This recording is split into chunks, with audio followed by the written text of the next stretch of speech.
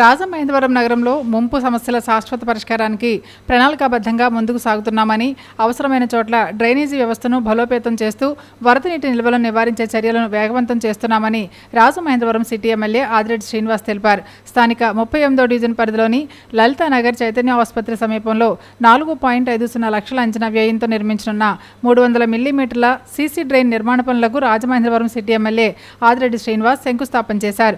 సందర్భంగా ఎమ్మెల్యే వాసు మాట్లాడుతూ నగరంలోని ప్రతి ప్రాంతంలో మౌలిక సదుపాయాల అభివృద్ధే తమ ప్రభుత్వ ప్రధాన లక్ష్యమన్నారు.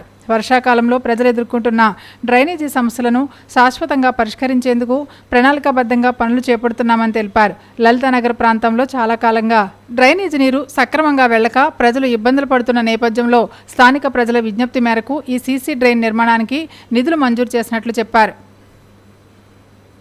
వెదురుపాక ఘాట్గా ప్రఖ్యాతి పొందిన దేవి ఉపాసకులు తూర్పుగోదావరి జిల్లాలోని రాయవరం మండలం వెదురుపాకలోని విజయదుర్గ పీఠాధిపతి వాడ్రేవ్ వెంకట సుబ్రహ్మణ్యం నిన్న రాత్రి శివైక్యం చెందారు.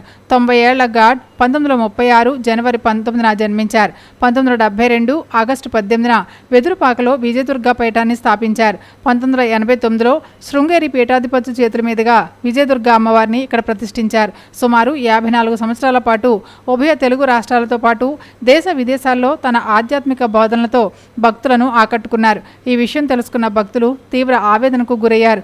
భక్తుల సందర్శనార్థం ఆయన పార్థివ దేహాన్ని విజయదుర్గ పీఠంలో ఉంచారు. దేశ ప్రజలపై పెరుగుతున్న ఆర్థిక భారాలు, నిరుద్యోగం, ధరల పెరుగుదల, విద్యార్థుల భవిష్యత్తును దెబ్బతీసిన పేపర్ లీకేజీలు, ప్రజారంగ సంస్థల ప్రైవేటీకరణ, కార్మిక హక్కులపై దాడులకు వ్యతిరేకంగా జూన్ 9న దేశవ్యాప్తంగా నిర్వహించే నిరసన కార్యక్రమాలను విజయవంతం చేయాలని సిపిఎం రాష్ట్ర కార్యదర్శి వర్గ సభ్యులు వి ఉమామహేశ్వరరావు పిలుపునిచ్చారు. సిపిఎం తూర్పుగోదావరి జిల్లా విస్తృత సమావేశం శనివారం సిపిఎం కార్యాలయంలో జువ్వల రాంబాబు అధ్యక్షతన జరిగింది. ముఖ్య అతిథిగా పాల్గొన్న వి ఉమామహేశ్వరరావు మాట్లాడుతూ కేంద్రంలోని బీజేపీ ప్రభుత్వం 10 ఏళ్ల పాలనలో దేశ ఆర్థిక వ్యవస్థను తీవ్ర సంక్షోభంలోకి నెట్టివేసిందన్నారు. సంపద కొద్దిమంది కార్పొరేట్ సంస్థల చేతుల్లో కేంద్రీకృతమవుతుండగా పేదలు మరియు మధ్యతరగతి ప్రజల జీవన పరిస్థితులు రోజురోజుకు దిగజారుతున్నాయని ఆందోళన వ్యక్తం చేశారు. విద్యార్థులు, నిరుద్యోగ యువత భవిష్యత్తుతో కేంద్ర ప్రభుత్వం చెలగాటమాడుతుందని, వివిధ ప్రవేశ, ఉద్యోగ పరీక్షల్లో వరుసగా జరుగుతున్న పేపర్ లీకేజీలు పరీక్షా వ్యవస్థపై నమ్మకాన్ని దెబ్బతీశాయని అన్నారు. లక్షలాది మంది విద్యార్థులు సంవత్సరాల పాటు శ్రమించి పరీక్షలకు సిద్ధమవుతుంటే ప్రభుత్వ నిర్లక్ష్యం కారణంగా వారి భవిష్యత్తు ప్రమాదంలో పడుతుందని ఆవేదన వ్యక్తం చేశారు. కేంద్ర ప్రభుత్వం అమలు చేస్తున్న 4 లేబర్ కోడ్లు కార్మిక హక్కులను కాలరాస్తున్నాయన్నారు. సిపిఎం జిల్లా కార్యదర్శి టి అరుణ్, సిపిఎం జిల్లా కార్యదర్శి వర్గ సభ్యులు బి పవన్, పి తులసి, జిల్లా కమిటీ సభ్యులు సుందరబాబు, పూర్ణిమారాజ్, ఎస్ఎస్ మూర్తి, సుబ్రహ్మణ్యం తదితరులు పాల్గొన్నారు. కెన్యా జాతీయ క్రికెట్ సెలక్షన్ కమిటీ చైర్మన్గా సేవలందించిన రాజమహేంద్రవరం వాసి కెన్యా కిరణ్ అని పిలుచుకుని కవ్యవరపు వెంకట ఉషా కిరణ్ కెన్యాలో జూన్ 4న కన్నుమూశారు. గత కొంతకాలంగా అనారోగ్యంతో బాధపడుతున్న 51 ఏళ్ల కిరణ్ కెన్యాలో తుదిశ్వాస విడిచినట్లు కిరణ్ సోదరుడు శ్రీనివాస్, కిరణ్ సన్నిహిత మిత్రుడు మాజీ కార్పొరేటర్ గొర్రెల సురేష్ తెలియజేశారు.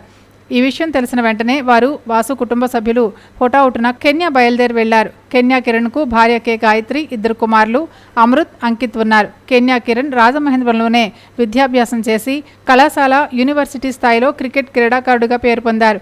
మాజీ ఎంపీ ఉండవల్లి అరుణ్ కుమార్, దివంగత మాజీ మంత్రి జక్కంపూడి రామ్మోహన్ రావు అనుచరుడుగా కాంగ్రెస్ పార్టీలో చురుకైన కార్యకర్తగా పనిచేశారు. వ్యాపార రీత్యా కెన్యాలో స్థిరపడ్డారు. కెన్యా క్రికెట్ సెలక్షన్ కమిటీ చైర్మన్గా సేవలందించారు. కెన్యా కిరణ్ మృతి పట్ల మాజీ ఎంపీ ఉండవల్లి అరుణ్ కుమార్, కాంగ్రెస్ నాయకుడు ఎస్ఎన్ రాజా, వైసీపీ నాయకుడు నక్కా శ్రీనాగేష్ తదితరులు సంతాపాన్ని ప్రకటించారు. రేపు కెన్యా రాజధాని నైరోబిలోని కెన్యా కిరణ్ అంత్యక్రియలు జరుగుతాయని బిఎస్ఎన్ఎల్ వాసు, గొర్రెల సురేష్ వెల్లడించారు.